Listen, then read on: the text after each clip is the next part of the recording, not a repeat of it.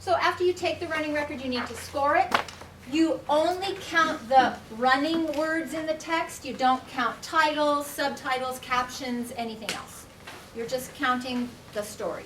I see a question coming. Oftentimes the same word is in there, like a name, and I always think, oh goodness. You know, Well, we will get to that later, but I can tell you right now that proper names, you count it as an error only the first time. Okay. Everything else is an error every time. But we'll talk about implications for that. Okay, see? So, a substitution is an error. As I said, proper names, it's only an error the first time. After that, it's an error every time. An omission is an error, an insertion is an error, and if you have to tell a child a word, it's an error. Self-corrections are not counted as errors. Repetitions, successful attempts. Here's what that means. Let's say the word was made. And I said,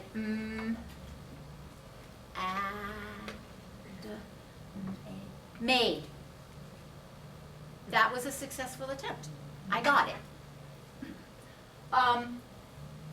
Successful appeals. Here's what that means. I'm reading. I'm the child. I come to a word I don't know, and I look at my teacher because it might be on her face. And my teacher says, you try it, because that's your stock response. You try it. And I go, and then I say, and made. That's not an error. I tried to get her to tell me. She wouldn't do it. I went back and I figured it out. Okay, this one's important.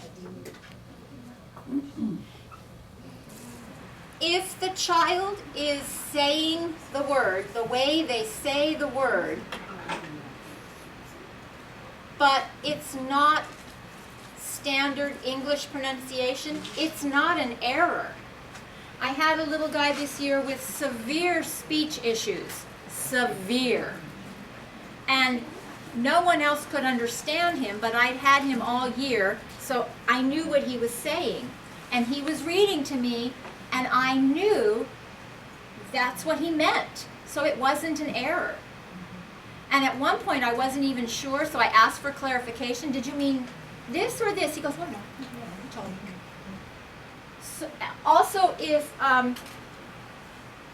with our English learners, if you know that's what they mean, if you have a child who can't say ours, it doesn't matter. It's what they meant to say.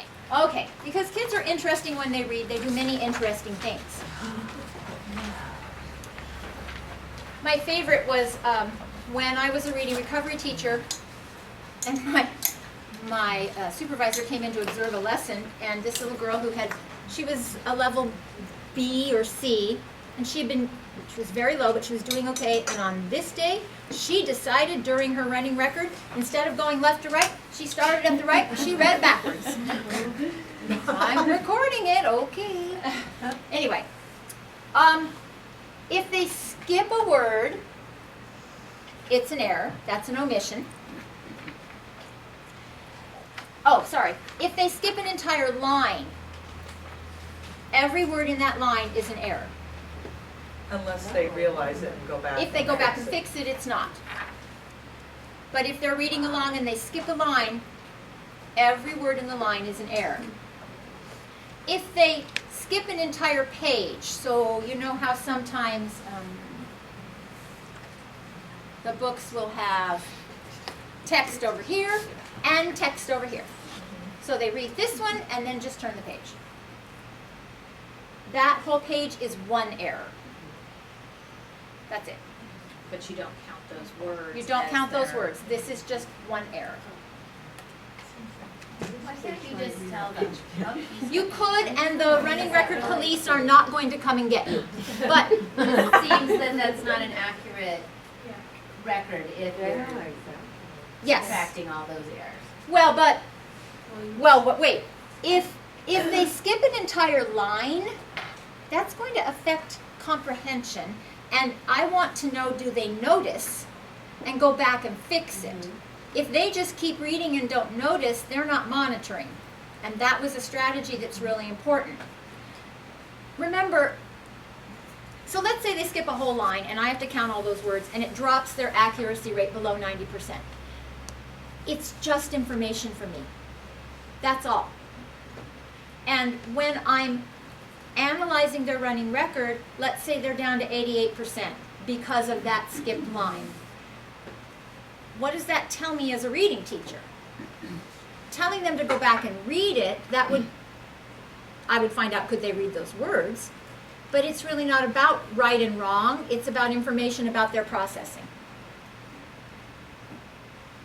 So if you did, okay, but if you don't, it's just information for you. If they're doing that a lot, that's something you would need to address with monitoring. Teaching them that reading has to make sense, and when it doesn't, you have to go back and try to fix it. Okay, we already talked about this. Multiple misreadings of a proper noun is just an error the first time. Other words are read.